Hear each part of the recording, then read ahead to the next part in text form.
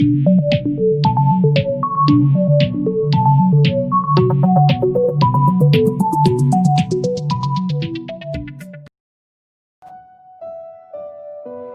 समय पहले शुरुआत से ही एक लड़की के परिवार के सदस्य एक लड़के के साथ उसके रिश्ते को लेकर असहमत थे। यह कहते हुए कि पारिवारिक स्थिति के कारण यदि वह लड़के के साथ रहने की जिद करती है तो वह अपने पूरे जीवन भर के लिए दुखी होगी। परिवार के सदस्यों द्वारा लगाए गए दबाव के कारण वह अक्सर उससे झगड़ा करती थी।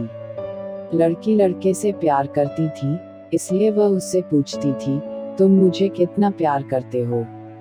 क्योंकि लड़का शब्दों में अच्छा नहीं था, इसलिए वह उसे गुस्सा दिलाता था। अपने माता पिता के बारे में ज्यादा सुनकर उसका मूड और भी खराब हो जाता था। लड़की तब लड़के पर अपना पूरा गुस्सा निकाल देती और लड़का बस चुपचाप उसे अपना पूरा गुस्सा खुद पर निकालने देता। कुछ दिनों के बाद लड़के ने विश्वविद्यालय से डिग्री हासिल की। अब उसे विदेश में अपनी पढ़ाई जारी रखनी थी, लेकिन उसके जाने से पहले उसने लड़की को प्रस्ताव दिया कि मैं अच्छे शब्द नहीं जानता, लेकिन मुझे पता है कि मैं तुमसे प्यार करता हूँ।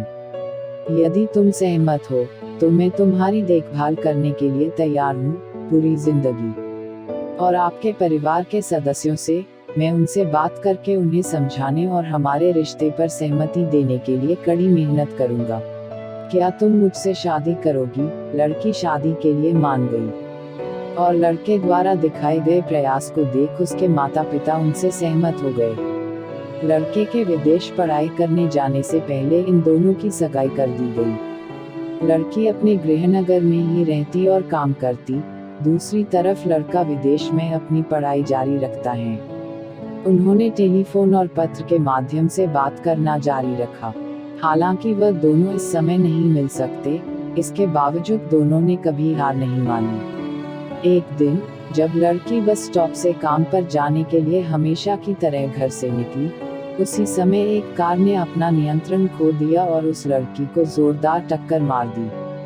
जैसे ही वह बेहोशी से जागती है, उसने अपने माता पिता को देखा और महसूस किया कि वह कितने गंभीर रूप से घायल हो गई है और वह कितनी भाग्यशाली है कि वह इस दुर्घटना में मारी नहीं गई। वह अपने माता पिता की ओर देखती हैं, पर उनके चेहरे उनके आंसुओं से भीग गए थे। लड़की ने अपने माता पिता को सांत्वना देने का प्रयास किया, लेकिन फिर उसे पता चला कि वह एक शब्द भी नहीं बोल सकती है। उसने बोलने की पूरी कोशिश की, लेकिन वह कुछ भी नहीं बोल सकती थी। डॉक्टर के अनुसार चोट के कारण उसके मस्तिष्क पर असर पड़ा और वह अब जीवन भर कुछ भी नहीं बोल सकती। अपने माता पिता की बात सुनकर भी वह अब एक शब्द भी जवाब नहीं दे सकती थी। लड़की ने अपना आत्मविश्वास खो दिया। दिन भर वह मन ही मन चुपचाप रोती। बाद में लड़की को अस्पताल से छुट्टी दे दी गई। जब वह अपने घर लौटकर देखती है तो सब कुछ पहले जैसा ही है, सिवाय इसके कि फोन की घंटी उसके बुरे सपने में बदल गई है। रिंग के बाद रिंग, लगातार उसे उत्तेजित करना, उसके दर्द को उत्तेजित करना, लेकिन वह लड़के को कुछ नहीं बता सकती। वह उसके लिए बोझ नहीं बनना चाहती थी और उसने उसे एक पत्र लिखा जिसमें उसने कहा कि वह अब इंतजार नहीं करना चाहती है। उनके बीच सारे संबंध खत्म हो गए हैं और यहाँ तक कि उसने सगाई की अंगूठी भी लौटा दी। अपनी बेटी के दर्द को देखकर उसके पिता ने उसे साथ लेकर दूसरे शहर जाने का फैसला किया, यह सोचकर कि उसका मन शायद नई जगह जाकर अच्छा हो जाएगा। लड़की ने अब इशारे में बात कैसे की जाती है वह सीखना शुरू किया, साथ ही उस लड़के को भूलने की कोशिश करने लगी। एक दिन उसकी सबसे अच्छी दोस्त ने उसे बताया कि लड़का वापस आ गया है, वह तुम्हें हर जगह खोज रहा है। उसने अपनी दोस्त को उसके बारे में कुछ भी न बताने के लिए कहा और लड़के को उसे भूलने के लिए कहने कहा। उसके बाद 1 साल से अधिक समय तक लड़के की कोई खबर नहीं थी। एक दिन उसकी दोस्त ने उसे बताया कि लड़का जल्द ही शादी कर रहा है और उसके पास शादी का पत्र है। उसने दुख के साथ वह पत्र खोला, लेकिन उसने उस शादी के पत्र पर अपना नाम पाया। जैसे ही वह अपनी दोस्त से कुछ पूछने के लिए सिर ऊपर की, वैसे ही वह लड़का उसके सामने आकर खड़ा हो गया।